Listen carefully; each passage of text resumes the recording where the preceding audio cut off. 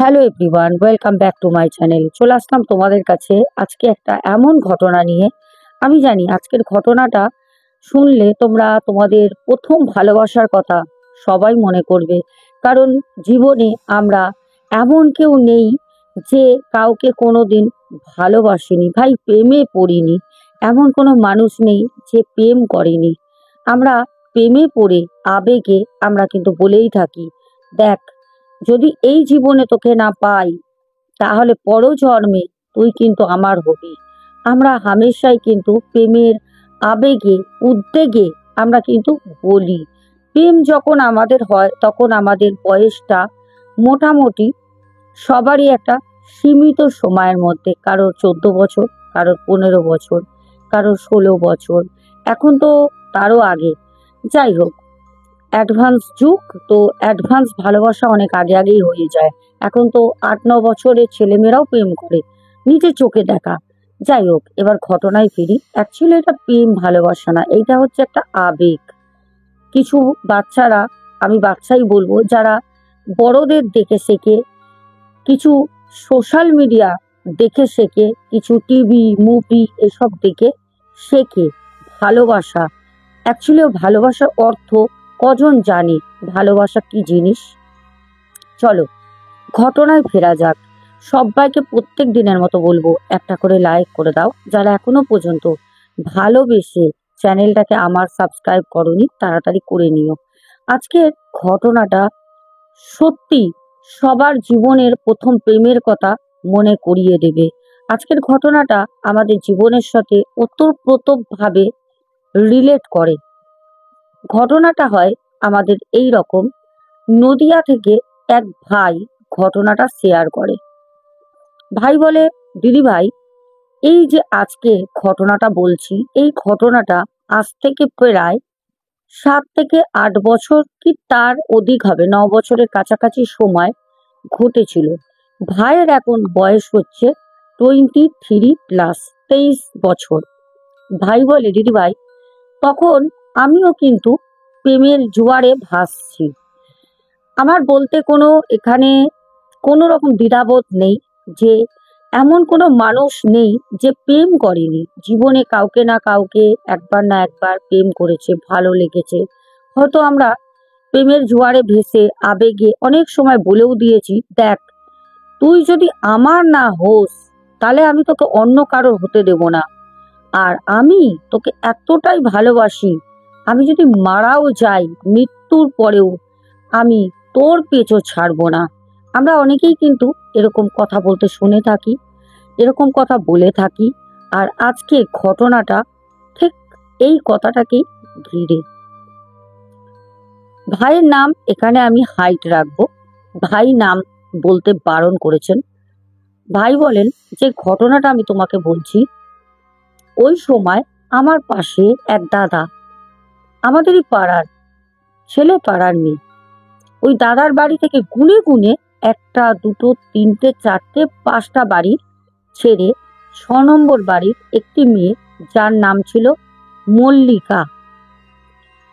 মল্লিকা খুব সুন্দরী ছিল, দেখলে পারে যে কোনো পুরুষ মানুষের একবারে পছন্দ হয়ে যাবে। মল্লিকার যেরকম সুন্দর চুল ছিল, সেরকম গায়ের রং ছিল, সেরকম তার শরীরের বর্ণনা। মল্লিকা বাবা মায়ের একটি মাত্র মেয়ে। পাশের বাড়ির দাদা মল্লিকাকে খুব ভালোবাসতো। শুধু দাদা বলে না, মল্লিকাও মেয়েটিকে খুব ভালোবাসতো। এত ভালোবাসা, সত্যি কথা, সবাই পাড়ায় বলতো যে তোদের দুজন যদি দুই বাড়ি থেকে মেনে বিয়ে দিয়ে দেয় তাহলে তোরা খুব সুখী হবি, খুব ভালোভাবে তোরা সংসার করবি, তোরা হবি পাড়ার আদর্শ। তোদের দেখে আরো 5টা মানুষ শিখবে ভালোবাসা কাকে বলে। টানা টানা 3 বছর তাদের প্রেম, চুকিয়ে প্রেম করে। মাঠে ঘাটে পার্কে স্টেশনে গিয়ে টিকিট কেটে বসে থাকা দুজনে হাত ধরে। ভালোবাসায় কথা না থাকলেও কথা আসে, ঘন্টার পর ঘন্টা কথা বলা, সেই সময় বাড়ির বাইরে দাঁড়িয়ে গল্প করা। পাড়ায় সবাই জানতো, মেয়ের বাবা মাও জানতো, ছেলের বাবা মাও জানতো। কিন্তু 3 বছর পর মেয়েটি ছেলেটিকে অস্বীকার করতে শুরু করলো। কি হয়েছিল ভেতরের বিষয় সেটা কিন্তু জানা যায়নি। হঠাৎ মেয়েটি একদিন পাশের বাড়ির যে দাদা তাকে বলল, দেখো, আমি আর যাই হোক মা বাবার বিরুদ্ধে যেতে পারবো না। তখন ছেলেটি বলল, তুমি একই পাড়ায় থাকো, আমার সাথে প্রেম ভালোবাসা তোমার বাড়ির লোক পাড়ার লোক সবাই জানে। তুমি কাকে কোথায় বিয়ে করবে? আজকে যদি তোমার অন্যত্র কোথাও বিয়েও হয়, তুমি পাড়ায় মুখ দেখাতে পারবে? তুমি আমার সাথে পার্কে কোথায় কোথায় না গেছো। আজকে যদি তুমি আমাকে ছেড়ে দিয়ে অন্য একটি ছেলের সাথে সংসার বাঁধো, তাহলে পরে তুমি যখন সেই ছেলেটির সাথে এখানে আসবে, তখন তুমি কি করে তোমার মুখটা দেখাবে? তখন মেয়েটি বলল, আমি যদি মুখ না দেখাই, যদি আমি এখানে না আসি, তাহলে আমার কি অসুবিধা? তখন আমার পাশের বাড়ির দাদা আর কোনো রকম ভাষা পায়নি, শুধু একটাই কথা বলেছিল, দেখ মল্লিকা, যদি তুই আমার না হোস, তোকে আমি অন্য কারোরও হতে দেব না। যদি তোর জন্য আমাকে মরতেও হয়, আমি মরবো। তোর জন্য মরতে হলেও আমি মরবো, কিন্তু তোকে অন্যের হতে দেবো না। তুই আমার হাতে হাত দিয়ে বসেছিলিস, তোর সাথে কত না জানা গল্প করেছি। 3টে বছর যেখানে আমার চাকরি করার কথা, সেখানে আমি তোর সাথে 3টে বছর নষ্ট করেছি। বাবা মা সবাই বারণ করেছিল, কারণ তোর বাড়ির লোকের ক্যারেক্টার ভালো না। সবাই বলেছিল মল্লিকা তোর ঘরে আসবে না, ও সময় বুঝে বড় ঘরে যাবে বড় লোকের ছেলেকে বিয়ে করে। আমি কিন্তু আমার বাবা মা পাড়ার অনেকে বারণ করা সত্ত্বেও তোকে আমি মন প্রাণ দিয়ে ভালোবেসেছি। আমার ভালোবাসায় মল্লিকা কোনো খুঁত ছিল না। আজকে তুই আমাকে ছেড়ে তুই বড় লোকের ঘরে যাবি, আসবি না, তার মানে তুই বাইরে চলে যাবি না মল্লিকা? ছেলেটি মল্লিকার বাড়ির সামনে বসে অনেক রাত পর্যন্ত কাঁদে। মেয়েটির দাদা আছে, দাদাটা পুলিশে ট্রেনিং করছিল। সেই দাদাটা ওই সময় বাড়িতে আসে, আর এই সময় ঘটনাটা ঘটে। মল্লিকার সেই দাদা আমার পাশের বাড়ির দাদাকে খুব মারে, এত মারে যে সে উঠে বাড়ি পর্যন্ত আসার মতো তার শারীরিক বা মানসিক কোনোটাই ছিল না। যখন লোকের চিৎকার চেঁচামেচি হয়, মারছে রে মারছে মারছে, তখন সেই দাদাটার বাড়িতে এসে পাড়ার কিছু ছেলেরা খবর দেয়, তোমার ছেলেকে মল্লিকার দাদা মারছে। তখন ছুটে যায় বাড়ির লোকজন, গিয়ে বলল, আমরা তো জানি যে ও ওকে ভালোবাসে, তাহলে আজকে তোমরা কেন ওকে মারছো? তো আমরা জানি ও আমার ঘরের বউ হবে। দাদাটির মা বলে, তখন মল্লিকার মা বলে, আমার মেয়ের অন্যত্র বিয়ে ঠিক হয়ে গেছে, আমার মেয়েকে আমরা বিয়ে দেবো সামনের মাসে, দিনক্ষণ ঠিক হয়ে গেছে। তবে এখানে থেকে বিয়ে হবে না। যদি তোর ছেলে আমার মেয়েকে ডিস্টার্ব করে, আমি অন্য জায়গায় নিয়ে গিয়ে বিয়ে দেবো। এটা মল্লিকার মা বলে পাশের বাড়ির দাদার মাকে। তখন ওই দাদার মা বলে, দিদি, আপনি তো আমার সাথে অনেকবার রেশনে গিয়ে কথা বলেছেন, বাজারে দেখা হয়েছে, কথা বলেছেন, তখন তো আপনার মেয়ে আমার ছেলে প্রেম করে। দিদি, তখন তো আপনি আমাকে বলেননি যে আপনার মনে এটা আছে। তখন মল্লিকার মায়ের উত্তরটা কি ছিল জানো দর্শক বন্ধুরা? তখন মল্লিকার মায়ের উত্তর এটাই ছিল, আমার মেয়ে যদি একটা ছেলের সাথে ঘোরে, তাহলে আমার মেয়ে তাও ভালো থাকবে। যদি 10টা ছেলের সাথে ঘোরে, 10টা ছেলে ওকে ছেড়ে তো দেবে না, আমার মেয়েটা নষ্ট হয়ে যাবে, খারাপ হয়ে যাবে। তার জন্য আমার মেয়ে যতদিন পড়াশোনা করেছে আর ওর বিয়ে একটা ভালো ঘরে ঠিক না হয়েছে, অতদিন তোমার ছেলের সাথে মানে তোর ছেলের সাথে আমার মেয়েকে প্রেম করতে দিয়েছি। কারণ তোর ছেলে আমার মেয়েকে পাগলের মতো প্রেম করে। আমার মেয়েকে আমি বুঝিয়ে দিয়েছি, তোর ছেলের ওই প্রেম, চোখের কান্না কিচ্ছু হবে না। তোর ছেলেকে বল গলায় কলসি বেঁধে গঙ্গায় গিয়ে জলে ডুবে মরতে। তোর ছেলে আমার মেয়ের থেকে ভালো বউ কোনোদিন জুটবে না। আমার মেয়ে কত সুন্দরী দেখেছিস? এরকম সুন্দরী মেয়ে তোর ওই কালো ছেলের কপালে জুটবে? তখনও কিন্তু আমার পাশের বাড়ির দাদা ওখানেই উপস্থিত, তার মাকে বাবাকে রীতিমতো মল্লিকার মা বাবা দাদা হেও করছে, ছোট করছে। সেদিন কোনো রকমে দাদাটার মা বাবা তাকে তুলে নিয়ে বাড়ি আসে রাতের বেলা একটা অটো করে, কারণ সেই দাদার হেঁটে আসার মতো কোনো জোর ছিল না।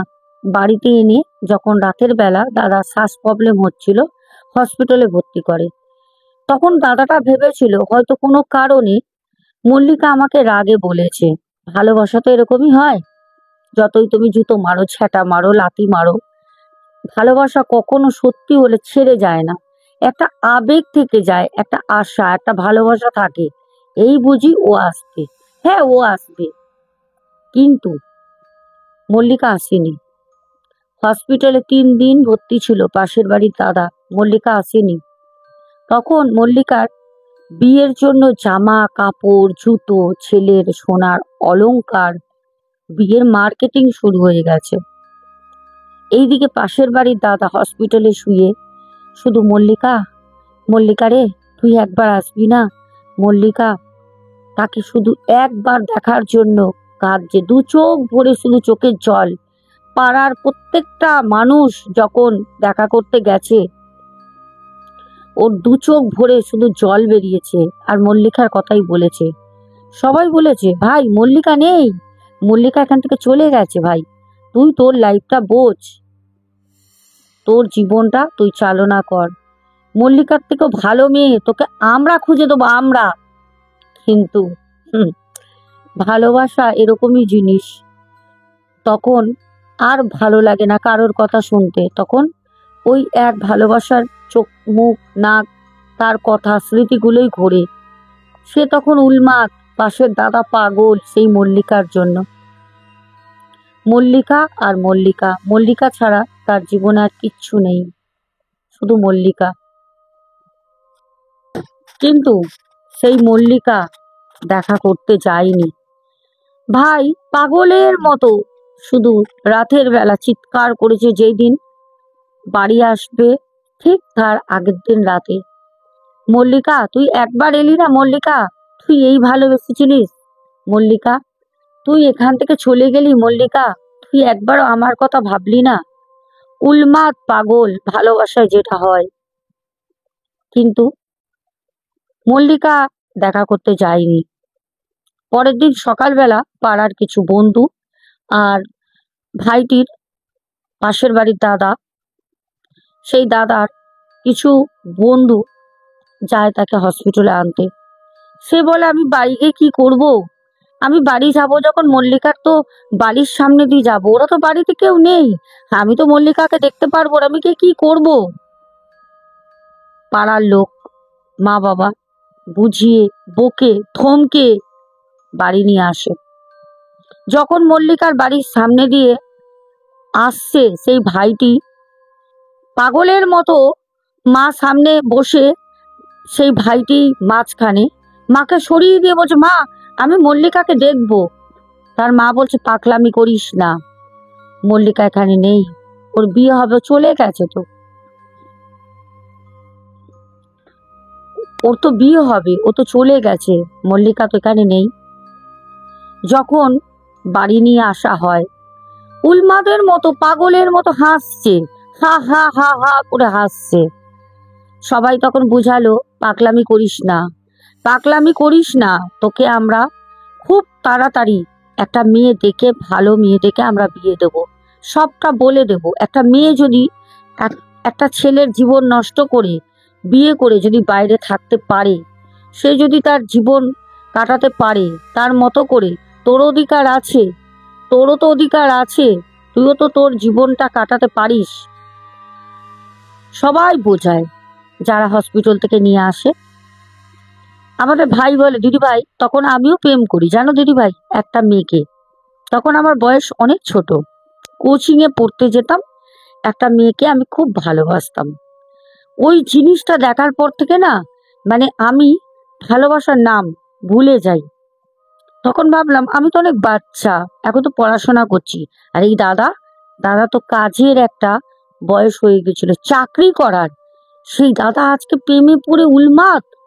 হ্যাঁ ভাই, প্রেমে পড়লে মানুষ রাজাও হয়ে যায়, প্রেমে পড়লে মানুষ ভিখারিও হয়ে যায়। প্রেম মানুষকে হাসায়, প্রেম মানুষকে নীরবে রাতের অন্ধকারে কাঁদায়, বালিশ ভেজায় দিনের পর দিন। প্রত্যেকটা মানুষ জানে, কিন্তু তাও কিন্তু জেনে শুনে আগুন, জ্বলন্ত আগুনের কুয়ায় ঝাঁপ দেয়। ভালোবাসা, ভালোবাসতে সবার ভালো লাগে, কিন্তু এই ভাইয়ের যে এরকম পরিণাম হবে এটা কিন্তু কেউ বুঝতে পারেনি। আমাদের পাশের বাড়ির ভাই বলে, দিদি ভাই, আমি তোমাকে কি বলবো, একটা সবার মধ্যে, বাড়ি পাড়ায় প্রত্যেকটা লোকের মুখে একটা আতঙ্ক হয়ে গেল যে ছেলেটা সুসাইড করবে না তো। সবাই বলতো যে তোমার ছেলেটাকে একা রাখবে না, ওই দাদার মাকে বাবাকে, ও কিন্তু যখন তখন নিজেকে শেষ করে ফেলতে পারে, ওকে একা রাখবে না, সব সময় ওর সাথে থাকবে। মা বাবা বলতো আমার ছেলে আর যাই হোক আমাদের ছেড়ে যাবে না, এত বড় ভুল আমার ছেলে কখনো করবে না। কিন্তু দেখো বন্ধুরা, ঠিক যেই দিন মন্দির আর বিয়ে, সেই দিন পাশের বাড়ির দাদা গলায় দড়ি দিল। হ্যাঁ, পাশের বাড়ির দাদা গলায় দড়ি দিল, নিজের ঘরে নিজেকে আটকে নিয়ে। মা টেরও পায়নি, বাবা টেরও পায়নি, কারণ মল্লিকার যেদিন বিয়ে ছিল তার ঠিক 2 দিন আগে থেকে সেই দাদা তার মাকে বাবাকে বোঝাতে থাকে, মা বাবা, আমি অনেক বড় ভুল করেছি, আমি চাকরি করব।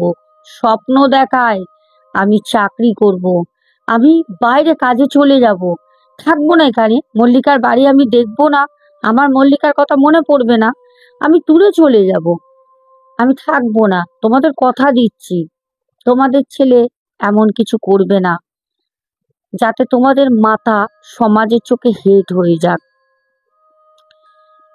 তার মা, তার বাবা, পাড়ার প্রতিবেশী, সেই দাদাটার বন্ধুরা সবাই ভেবেছিল যে হ্যাঁ, হয়তো ও বুঝতে পারছে যে মল্লিকা 3 বছর প্রেম করেছে, সেটা মিথ্যে ভালোবাসা ছিল। যদি ভালো কেউ কাউকে বাসে তাহলে কেউ কাউকে এরকম কষ্ট দিয়ে ছেড়ে চলে যায় না, কখনোই বিয়ে করতে পারে না। সে ভালোবাসার মধ্যে যতই বাবা মায়ের দিব্যি হোক, বাবা বলুক আমি গলায় দড়ি দেবো, মা বলুক ঘর ছেড়ে চলে যাব, ভালোবাসায় এরকম হয় না।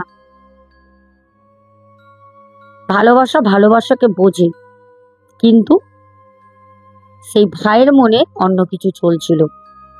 কখন মল্লিকার বিয়ের লগ্ন ছিল সেটাও কিন্তু জেনে নিয়েছিল বন্ধু মারফত। কেউ জানে না যে গলায় দড়ি দিয়ে ছেলেটা ঝুলছে। যখন রাত 9টা 5, হঠাৎ করে সবাই চারপাশ থেকে ছোটাছুটি করছে। আমাদের ভাই বলে, আমিও বেরোলাম, কি হয়েছে কি হয়েছে, না ওই দাদা গলায় দড়ি দিয়েছে। সে কি আর্তনাদ, মা বাবার কি চিৎকার করে কান্না, বাড়ির একটা মাত্র ছেলে ছিল, বুঝতে পারছো? এই কষ্ট তার বাবা মা নিতে পারেনি। মা সাথে সাথে হসপিটালাইজড হলো। সেন্সই আসছে না। বাবা মুখ থেকে কথা বলতে পারছে না, চোখগুলো লাল, মনে হচ্ছে এই বুঝি চোখ ফেটে যাবে, চোখগুলো লাল, শুধু চোখ দিয়ে জল পড়ছে। আর সবাই যে বাড়িতে গেছে ছেলেকে দেখতে, সবার দিকে এরকম করে করে শুধু তাকাচ্ছে। সবাই বলছে তার বাবাকে, ও দাদা কথা বলো, ও কাকু কথা বলো, ও কাকু কি হয়েছে, কিছু হয়নি কাকু, ও কাকু। পাড়ার লোকেই বা কি বলবে? সান্ত্বনা দেওয়ার মতো কোনো ভাষা কি রয়েছে? কি বলবে বাড়ির একটা মাত্র ছেলে, এত বড় একটা ছেলে, যার একটা জব করার বয়স, সে প্রেমে পাগল হয়ে নিজের জীবনটা দিল। ঘটনা শুরু হলো তারপর। মল্লিকা বিয়ে করলো বাইরে, তার মাসির দিদির বাড়িতে গিয়ে। ওখান থেকে বিয়ে হলো, যাতে পাছে কেউ না জানতে পারে। মল্লিকা চলে গেল গুজরাট। আমাদের ভাই বলে, দিদি ভাই, মল্লিকা কিছুদিন পর সবাই বলতো মল্লিকা পাগল হয়ে গেছে। তখন লোকে বলল, ওই ছেলেটার সাথে ওরকম করেছে, নাহলে ছেলেটাকে ভালোবাসতো রে, মা বাবা জোর করে বিয়ে দিয়েছে, মেয়েটা পাগল হয়ে গেছে। কিন্তু না, যে ভাই আমাদের ঘটনাটা বলে, দিদি ভাই, আমি রাতের বেলা ওই দাদাকে মৃত্যুর পর সেই চেক সাদা কালো জামা আর হাফ প্যান্ট যেটা পরে সুসাইড করে, আমি বহুবার দেখেছি সেই দাদাটার বাড়িতে রাতের বেলা ঢুকতে বেরোতে, এমনকি মল্লিকার বাড়ির সামনে মধ্যরাতে গিয়ে দাঁড়িয়ে থাকতো। কারণ আমাদের ভাই যে ঘটনাটা শেয়ার করে, ভাই বলে, দিদি ভাই, ওই লাইনে আমাদের দোতলা বাড়ি, সব বাড়ি একতলা, টালির বাড়ি, অ্যাডবেস্টারের বাড়ি। আমার বাড়ির ছাদে আমি যখন গরমকালে উঠে দাঁড়িয়ে থাকতাম, হাঁটতাম, তখন আমি দেখেছি মল্লিকার বাড়ির সামনে ওই দাদাকে আমি দাঁড়িয়ে থাকতে। কিছুদিন পর জানতে পারলাম মল্লিকা উন্মাদ হয়ে গেছে, পাগল হয়ে গেছে, ওকে আর বাঁচানো যাবে না। তখন মল্লিকার দাদা পুলিশের চাকরি পেয়ে গেছে। মল্লিকার মা, বাবা, দাদা গিয়ে গুজরাট থেকে মল্লিকাকে নিয়ে আসলো। শ্বশুর বাড়ির লোক বলছে, পাগল মেয়ে নিয়ে আর যাই হোক আমার ছেলে সংসার করতে পারবে না, একটা ছেলেকে আঘাত দিয়ে কষ্ট দিয়ে সংসার করবে, সুখে থাকবে? টাকা দেখে বড় লোকের ঘরে বিয়ে দিয়েছিল না? সেই ছেলের বাড়ি থেকে বলল, আপনার মেয়েকে নিয়ে যান, আমার ছেলেকে পুনরায় বিয়ে দেবো, আপনার পাগল মেয়ের সাথে আমার ছেলের বিয়ে দিতে পারবো না। মল্লিকাকে নিয়ে আসলো। মল্লিকাকে যখন নিয়ে আসে, মল্লিকা রাতের বেলা শুধু ওই দাদাটার নাম করে উন্মাদের মতো চিৎকার করতো, কাঁদতো, আমি তোকে ছাড়া থাকতে পারবো না। আরে ভাই, তাহলে বিয়েটা কেন করেছিলিস? আজকে একটা ছেলের জীবন যাওয়ার পর আমি তোকে ছাড়া থাকতে পারবো না? আমি হলে ধরে না থাপড়াতাম।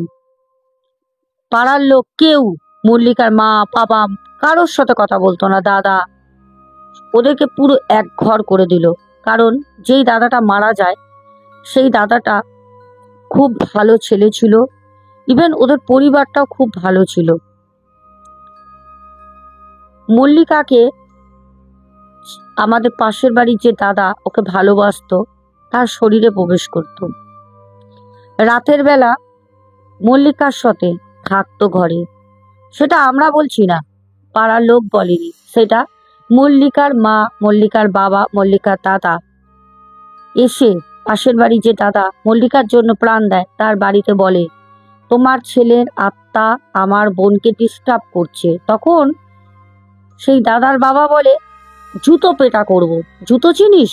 পায়ের জুতো খুলে দেখায়। আমার ছেলে যখন জীবিত ছিল তখনও আমার ছেলে ডিস্টার্ব করতো না, তোর বোনের হাতে হাত দিয়ে পায়ে পা দিয়ে বসে থাকতো পার্কে, আমরা খবর পাইনি? তোরা জানতিস না? সব তো জানতিস, কেন দিয়েছিলিস বোনকে অন্য জায়গায় বিয়ে? আর আজকে আজকে আমার ছেলেটা মরে গেছে, মরে গিয়ে তার আত্মা তোর বোনকে ডিস্টার্ব করছে। আমি আমার ছেলেকে কোনোদিন মৃত্যুর পর দেখিনি। পাড়ার অনেক লোক বলেছে আমার ছেলেকে ডেকেছে। আমি বলবো আমার ছেলে যদি আশেপাশে থেকে থাকে, আমি বলবো মল্লিকাকে যেন ও নিয়ে যায়। যেরকম আমার ছেলে ওর জন্য গেছে, আমি চাই তোর বোন আমার ছেলের জন্য, আমার ছেলের সাথে মৃত্যুর পর ও যেন মরে। তখন মল্লিকা দাদা মাথা নিচু করে চলে যায়। পাড়ার লোক, পাশের বাড়ির দাদার বাড়ির সামনে সবাই সমারোহ, একসঙ্গে সীমিত, একসঙ্গে সবাই জমাট বেঁধে দাঁড়িয়ে রয়েছে। ঠিক মাসখানিক পর হঠাৎ মল্লিকা গলায় দড়ি দিল। হঠাৎ মাসখানিক পর পাড়ায় একটা ভয়, আতঙ্কে, মানে চারপাশের লোক তখন বলছে যে এইটা আমাদের ভাই নিয়ে গেছে। মানে পাশের বাড়ি সেই দাদার কথা বলছে, ওই নিয়ে গেছে। কারণ মৃত্যুর পর ওই দাদাকে আমাদের এলাকার অনেকেই দেখেছে, বলছে ও নিয়ে চলে গেল। তারপর ঘটনা এখানে শেষ না। তাদের দুজনকে সন্ধ্যাবেলা বহু মানুষ পার্কে ঘুরতে যায়। গরমের সময় তাদের বাচ্চা নিয়ে পাড়ার ছেলেরা, পাড়ার মেয়েরা পার্কে যায়, বয়স্ক লোকরাও যায়। তারা দেখেছে মল্লিকাকে আর আমার পাশের বাড়ির দাদাকে পার্কে বসে থাকতে। এই ঘটনাটা একদম বাস্তব নবদ্বীপে ঘটে যাওয়া একটি ঘটনা। এই ঘটনাটা আমি দিদিভাই তোমাকে বললাম, আশা করি, আমি জানি ঘটনাটা তুমি নেবে। আর আমাদের সে ভাই এই কথাও বলে, দিদিভাই আজও পর্যন্ত অনেকটা বছর হয়ে গেছে, কিন্তু ওই মল্লিকা আর ওই দাদার প্রেমের যে কথা লোকের মুখে মুখে চারিদিকে রটে বেড়াচ্ছে। এখনো পর্যন্ত ওদের কথা হয়, যখনই কোনো ছেলেকে মেয়েকে ভালোবাসতে দেখে, টিউশনে, কলেজে, স্কুলে, রাস্তাঘাটে এখনো বলে, মল্লিকার মতো করবি না তো। যদি কেউ কাউকে ভালোবাসে, ওরা একটা উদাহরণ হিসাবে রয়ে গেছে, বলে মল্লিকার মতো করবি না তো। হ্যাঁ, প্রিয় দর্শক বন্ধুরা, ঘটনাটা কেমন লাগলো? আজকে প্রশ্ন আছে মল্লিকার দাদা কটা ছিল? কটা ছিল মল্লিকার দাদা? আর যে ভাইটি মারা গেছে তার বাড়ি থেকে গুনে গুনে কটা বাড়ির পরে মল্লিকাদের বাড়ি কত নম্বর ছিল? দুটো প্রশ্ন রইল, উত্তর চাই। ঠিক আছে, চলো তোমাদের কমেন্টে নামগুলো বলি। আমাদের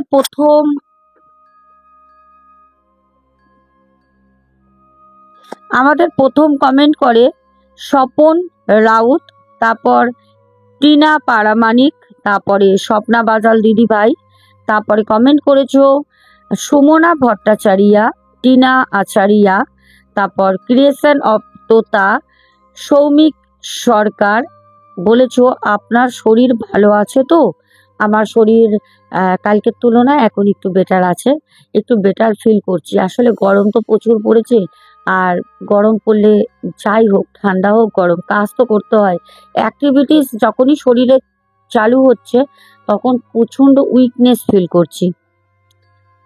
তারপর সন্তুর দুনিয়া, মৌমিতা ঘোষ, তারপরে কমেন্ট করেছো সন্তুর দুনিয়া আবার, তারপরে অনেক কমেন্ট করেছো, তারপরে কমেন্ট করেছো সায়ন চৌধুরী, তারপরে পরপর দুটো কমেন্ট করেছো, তারপরে সেওসি, তারপরে নীলু মজুমদার কমেন্ট করেছো দিদিভাই ফিমেল স্পিরিট খুব শক্তিশালী হয়।